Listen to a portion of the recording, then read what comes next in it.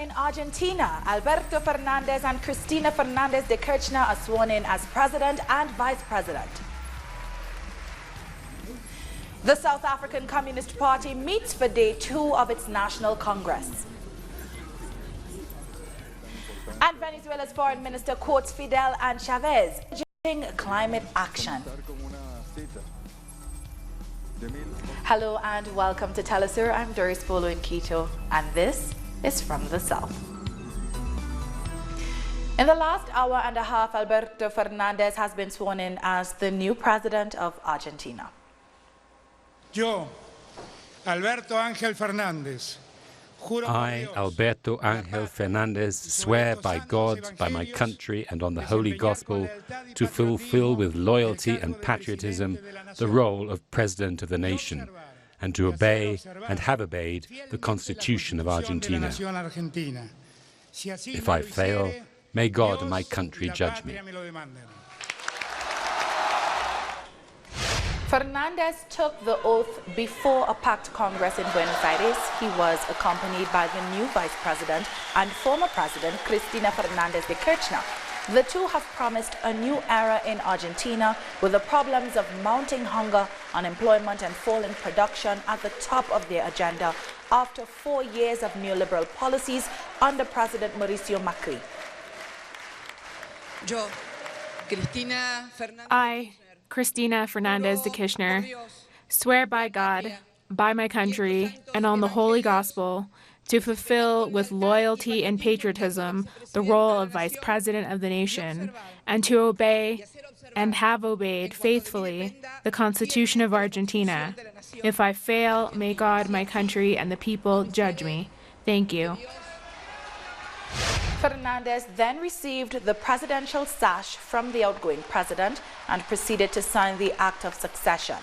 In his inaugural address, Argentina's new leader reminded people that the 10th of December is the anniversary of the end of a cruel dictatorship 37 years ago. He promised to put social justice at the center of a new social contract in Argentina. On the basis of the hope that millions of Argentinians expressed at the ballot box on the 27th of October, I come to urge the unity of all Argentina in order to build a new contract among citizens. A social contract that expresses fraternity and solidarity. Fraternity because it is time to embrace differences. Solidarity because in this social emergency, it is time to begin with those who are last in order eventually to reach everyone. This is the spirit of the era that we are now beginning, with sober words and audacious actions. I call on everyone without distinction to put Argentina on its feet so it can begin to walk step by step with dignity on the path towards development with social justice. Today it is more necessary than ever to set Argentina back on its feet so that it can move forward.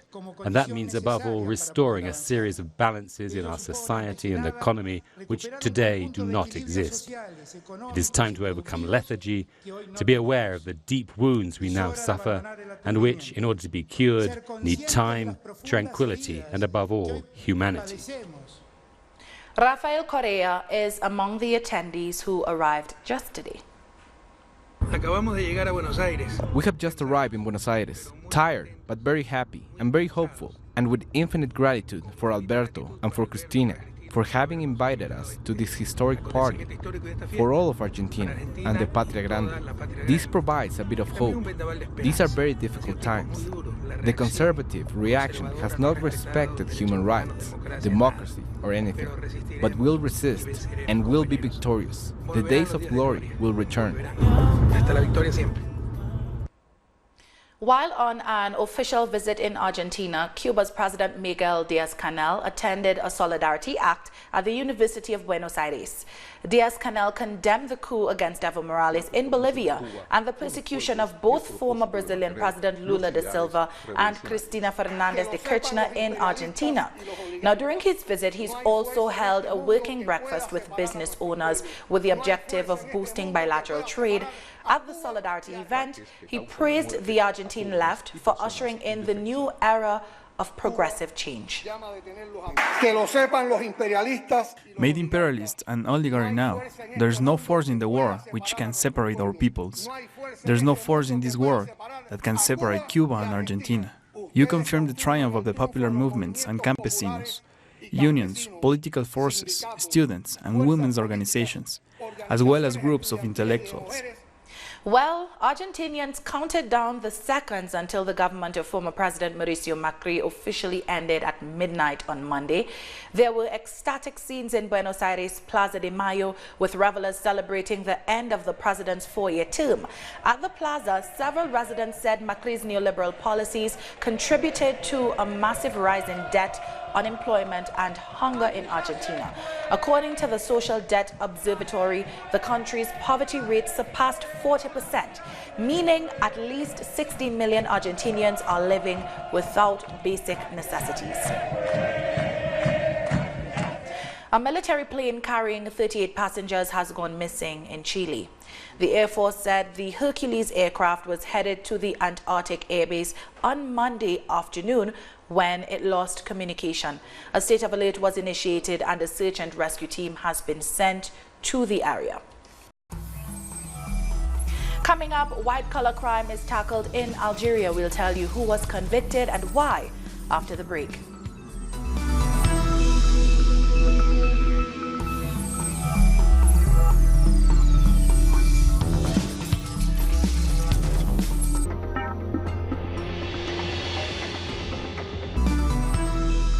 Welcome back. The South African Communist Party has entered day 2 of its 4th Special National Congress. The Congress is addressing issues of economy, elections, the tripartite alliance, building socialism and international solidarity. Presentations were given by Venezuelan and Cuban guests, and the delegates showed solidarity with the Palestinian struggle. The second Deputy General Secretary of the Communist Party, Che Matako, spoke about some of the issues which the Congress is taking on. These are not just rights that are enshrined in constitutions, but have meaning and impact on the material conditions of people. The Special National Congress of the party is important in this conjuncture because it will be looking at evaluating what we've been doing in the last 2.5 years or so. But also in the crisis of neoliberalism, as we see the advance of fascism elsewhere in the world. And these are some of the challenges that we confront, and we think it's important to connect what the party is doing in its Special National Congress in all of the struggling peoples across the world, including the Palestinians, including Western Sahara and elsewhere. And the first Deputy General Secretary of the South African Communist Party, Solly Mapaila, had this to say on a session that coincided with International Human Rights Day. Today is International Human Rights Day. We take this opportunity to wish the people all over the world the best, and also to call on countries that are oppressing peoples in Palestine, in the Basque Country, in Nicaragua, in the Western Sahara, in Swaziland, the imperialist forces to stop doing this and respect people's rights. Mining companies have reduced or shut down operations in South Africa after the country's only power supplier, Eskom, announced it would roll out power cuts. It said the national power grid has no capacity to keep the lights on. Our correspondent, Matuba Malachi, has more on the electricity crisis. It looks like South Africa's economy is headed for a recession, and that's according to economists and experts who are observing the developments in the country. And the biggest development now is the power cuts that have been happening more frequently and for much longer. South Africa's only power utility, Eskom, which is also a state-owned company, says it can't keep the lights on as usual because now it's been introducing what it calls stages in load shedding. Load shedding is something that happens, the power cuts that happen rotationally around the country. And so now we've had stage 2 and stage 4 of load shedding so far by Eskom. But now on Monday we've seen something that we've never seen before, which was stage 6 load shedding, which is rotational power cuts, much longer and more frequent. So it means South Africans will have less electricity, at least 50% of electricity in 24 hours. That's what stage 6 load shedding means, according to Eskom. And now South African government has reacted to this development with a mere apology. The South African government at this point can't offer more than an apology. It has apologized to South Africans for the major inconvenience that has come with this load shedding that's been introduced by the power utility. And the power utility is defending its stance, saying this is the only way it can keep the power grid on if it has rotational power cuts around the country. If not, it will have a total shutdown of the power grid, which is something that the economy does not need at this point. But already the economy is being affected negatively by these power cuts by Eskom, because Eskom is one of the biggest economic drivers. But now the economy is going to be hurt by this power cuts that we see now. And that's not helping us much as South Africa, because Moody's ratings agency is keeping an eye on South Africa and is supposed to make a pronouncement in February to decide where it stands actually with the country. But economists and experts, as I've told you, say we are heading for a recession if Eskom does not change the way it's doing things so far. And the change at Eskom is not something we're going to see anytime soon, because, as I said, South Africa, the only thing that the South African government could offer was an apology and hope for the best. And it's not helping that this weather we've had for almost a week now has been persistent and also causing major destruction. And rescue operations by emergency services is a bit slower than usual when we have electricity. But for now, South Africa is going to end the year at a very, very difficult note. And we can only live in hope that President Cyril Ramaphosa can steer this ship before it hits the proverbial iceberg, as many predict. It's back to you, studio. That was our correspondent Matuba Malachi speaking with us from South Africa. Shifting gears now, 2 former Algerian prime ministers have been convicted for corruption. Ahmed Ouaya was sentenced to 15 years in prison and ordered to pay a fine of $16,000. Mand Abdel Malik Zelal was sentenced to 12 years in prison and also ordered to pay $8,000 in fines. They were accused of abusing authority in a car manufacturing embezzlement scandal. This is one of the most high-profile corruption convictions since the protest movement began in February in Algeria. Gambia has called on Myanmar to stop genocide against the Rohingya Muslim minority. Gambia has filed a case at the International Criminal Court against Myanmar for violating the Genocide Convention by depriving the Rohingya people of their rights. Myanmar is accused of committing extrajudicial killings and destruction of shelter for the Muslim minority people, among other offenses. Almost 1 million Rohingya people fled to neighboring Bangladesh after a bloody crackdown in 2017 by the Myanmar military.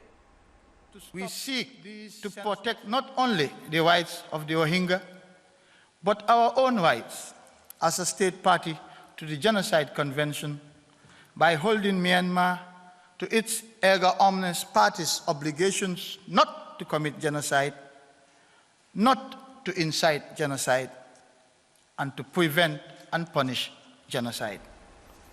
The English-speaking community in Cameroon is said to be granted special status of their region. The Cameroonian National Assembly is debating a bill aimed at granting special status to the Anglophone region. English-speaking Cameroonians have faced ethnic conflicts, and they have pinned their hopes on the bill to bring about peace in the region. The bill debate came after a national dialogue was held to try and bring solutions to the Anglophone crisis. I think that for a special status, the government must react very quickly. The government must make this a priority. But the way it does things, I don't think it's their priority. Their priority is the elections they announced for February 9. Protesters in Iraq have vowed to keep up pressure on the government until their demands are met. The protesters gathered once again in Al Tahrir Square in Baghdad, despite efforts by security forces to stop the demonstrations in the past days. Hundreds of people have been killed since anti-government demonstrations began.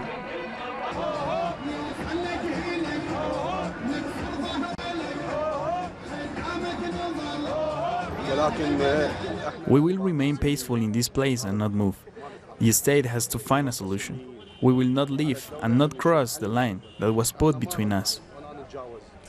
The Lebanese security forces have clashed with protesters in the northern city of Tripoli as they took protests to homes of politicians and targeted government buildings. The Lebanese army fired tear gas to disperse protesters as they marched to politicians' homes, dumping rubbish outside their doors. The angry protesters also attacked municipality headquarters in Tripoli, mashing windows and setting a room on fire. The protests, which started in October, were triggered by austerity measures put in place by the government, corruption and unemployment. Protests have erupted in India after the government has approved the controversial new citizenship bill. Demonstrators in northeast India set tires on fire and blocked roads across the region to express their anger hours after lawmakers approved the government's new citizenship bill. The new legislation will fast-track citizenship claims from immigrants from 3 neighboring countries, but not if they are Muslim. Islamic groups see this move as Prime Minister Narendra Modi's Hindu nationalist agenda to marginalize India's 200 million Muslims. From this protest, we urge to the central government, don't impose such type of draconian bill, such type of unconstitutional bill in the soil of Assam and entire Northeast. And in near future, we will intensify our protest. After the break, an update on the strike in France and much more. So don't move.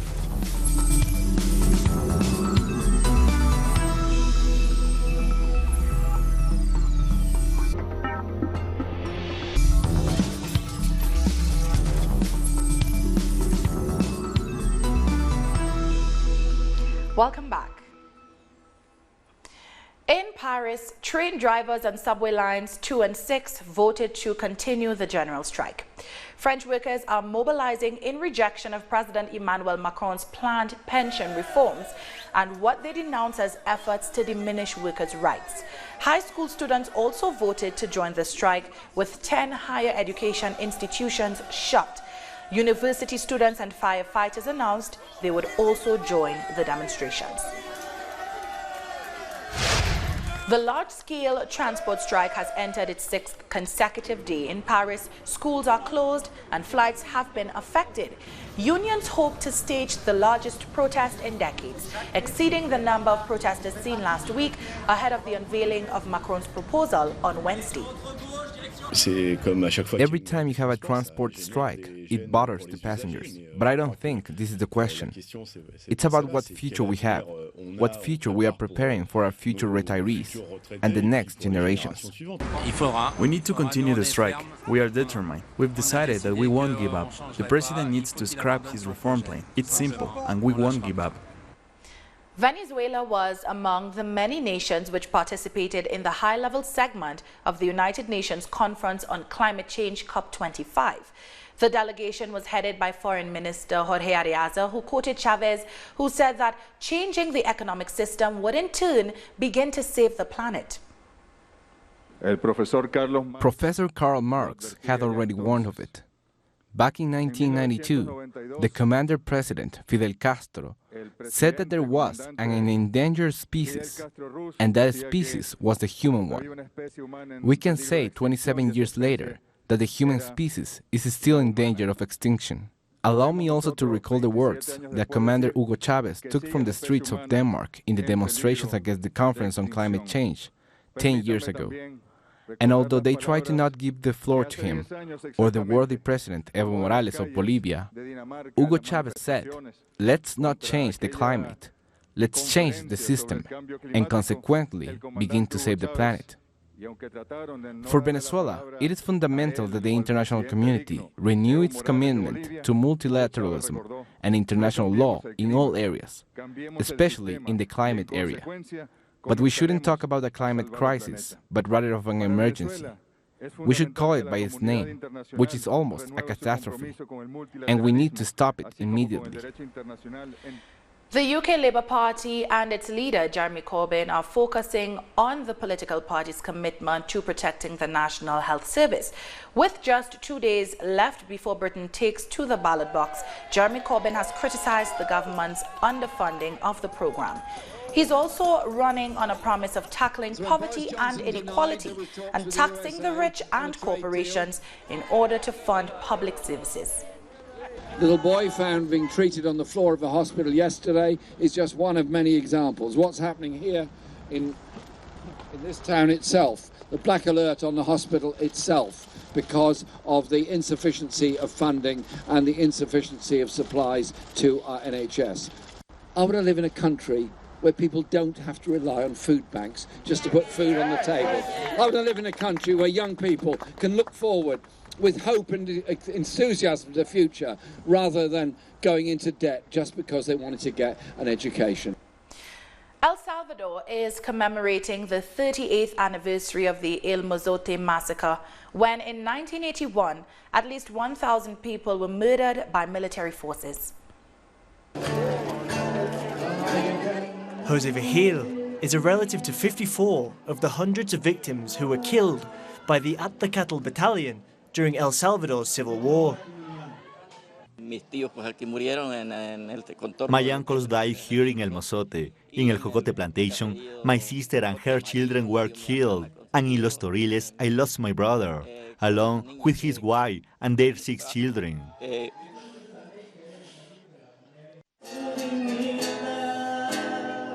People sing songs to honor the victims. They remember the cruelty of the army during the Civil War. I am always willing to fight for justice. I want those who ordered this massacre to answer for their crimes.